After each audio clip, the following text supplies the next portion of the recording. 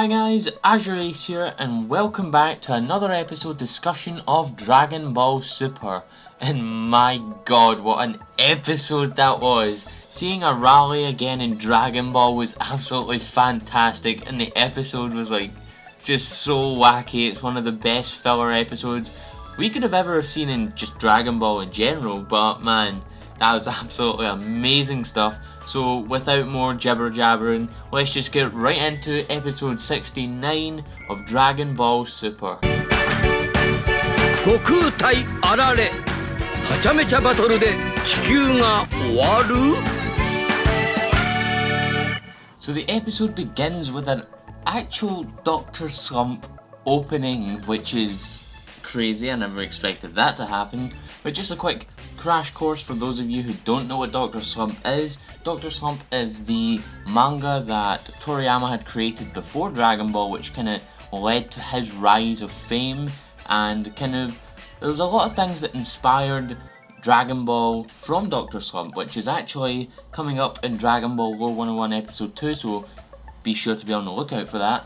But yeah, Dr. Slump is the very massive hit in Japan. It didn't really get out there and worldwide. It's very hard to find actually, but it was very famous over in Japan. That's basically what gave Toriyama all the fame he has now. Dragon Ball was just kind of like the next step up from that.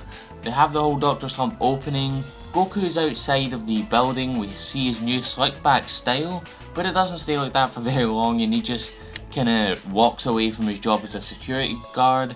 Vegeta, Bulma and Trunks are there for this big convention about like the best scientists and things like that. Mr. Satan then announces that the winner is Senbei Norimaki for his Reality Machine 2, which allows a person to make what they think are reality.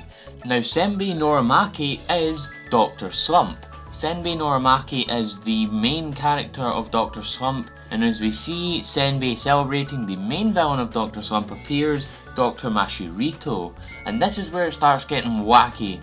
Senbei actually has to break the fourth wall to check the actual Dr. Slump manga, which is like the actual Slump manga that we see in the episode is actually the cover for volume 16 of the real life manga, which is weird, and he has to check and see if Mashirito is actually dead. And, you know, Mashirito points down he's a ghost, but then Arale appears behind him, and she and the Gat-chans are under the control of Mashirito. Mr. Satan tries to, stand up to her and he gets immediately bodied. Vegeta stands up to her and he gets immediately bodied. Goku and Arale recognize each other and Vegeta powers up. He just smashes her into the sky, but she comes straight back down, hitting Vegeta. He then points saying there's a UFO and kicks her into a rock, knocking her head off, which is what scared them both in the previews.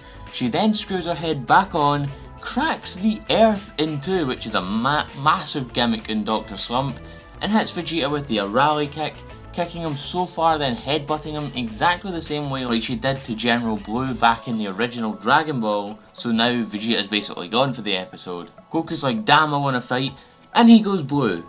He goes Super Saiyan Blue against Arale. He and Arale clash with a Kamehameha and an Encha Cannon, as Arale calls it. Senbei then thinks of an idea to use the Reality Machine 2 to create, well, the pink poo that Arale plays around with in Dr. Slump. That distracts her for a bit. Then Bulma comes up with the idea for everyone in the world to think of their favourite cooking and points the camera at the Reality Machine, and it makes a piece of food so delicious that Beerus can actually smell it from his planet, and he immediately gets Whis to take him to it. Beerus is just like holding the food, and Mashirito's like, oi, what do you think you're doing, go away. And then Beerus goes all Zamasu up on him and Hakai's his ass into next Thursday. So that was crazy. I never expected to see the Hakai again. But that's pretty much the episode. Beerus threatens to destroy Arale, but he gets really bad stomach pains all of a sudden and goes back to his planet, with Senbei and Arale going home. And the final shot we get of the episode is just absolutely hilarious. We see Vegeta in a very gag comic style scene where he's hanging from a branch by the collar, saying that he will never fight a gag comic character ever again, as the episode ends there. But now it's time to get into the overall thoughts, and as always, I don't exactly have much to say about this episode. It was a really wacky episode. I love episodes like this. The, well, quote-unquote filler of Dragon Ball is just top notch. It is what Toriyama does best after all, since he's a comedy writer. And it was great seeing Arale again after that like 3-second cameo in episode 43. But that was absolutely amazing. Great to see them again, but that's really everything I can say about this episode. So now with the overall thoughts out of the way, it's time to get into the previews. And man, we are coming to what I believe to be gonna be the best filler episode ever in Dragon Ball, if they execute it right. Episode 70, entitled Champa's Challenge. Let's face off in baseball. That is right, it's Universe 7 versus Universe 6 again, but it's in baseball. This is fantastic. The immediate first shot we see is of Goku pitching in Super Saiyan Blue. What? This is amazing already. Now, I apologise in advance if I get terms wrong. I have never personally watched baseball before. We also see Gohan as the guy who catches the ball and Champa as the batter, and the amount of wacky shots in this preview, amazing. And of course we see the main man of this episode, Yamcha. Yeah, that's right. Yamcha is the main focus of this episode since he was a professional baseball player back in like the filler days of Dragon Ball Z. But man, what a world we live in where Yamcha, the man who got killed by a single Cyberman, is like the main focus of an episode. Absolutely crazy. But I'm really glad that they're actually giving, you know, time, even if it's just filler, they're just giving time to their supporting characters, because that's something that Super has highly lacked for like the entire series. Even back in Resurrection F, when they had everyone fighting, you know, the massive army, every supporting character has just been demoted to a background character, really. It's just the Goku and Vegeta show, so it's nice to see them get some screen time like this. So really the only two who have ever played baseball in this episode here is Yamcha and Gohan. Gohan played it in high school during the Buu arc. Champa hits that home run and we see Trunks fire a ki blast at the ball to make it drop and catch it, and we see Champa gets upset by it. So I don't know, are they allowed to use ki in it? Are they going to make a rule where they can? I don't know about that. That seems a bit overpowered. And then we get a shot of the two teams. On Team Universe 7, the team is Beerus, Goku, Yamcha, Gohan, Piccolo, Trunks and Krillin. And on Team Universe 6, it's very interesting. The team is Champa, Vegeta, Kabe, Magetta, Botamo, and we see someone but they're hidden behind the kanji.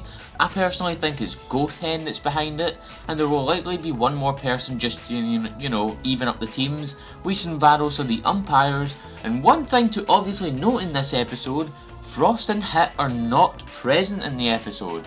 Frost is probably off doing his own thing, baseball doesn't seem to be his kind of thing, but Hit on the other hand, well, if you've seen the leaks you already know what's going on with him.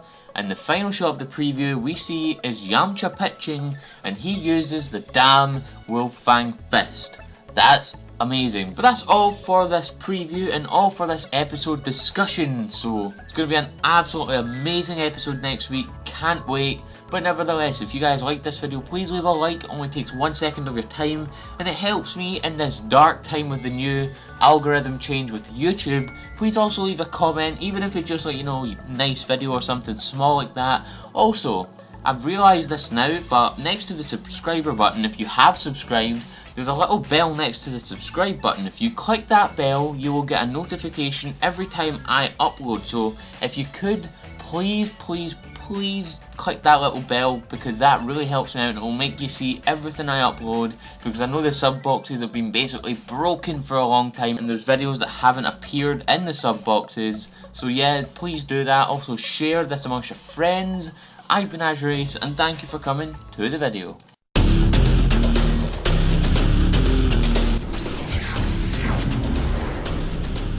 You have arrived. I'm here to tell you that if you don't subscribe to AzureAce for Dragon Ball, Kingdom Hearts, and Pokemon TCG content, you will wander forever in the darkness of your heart.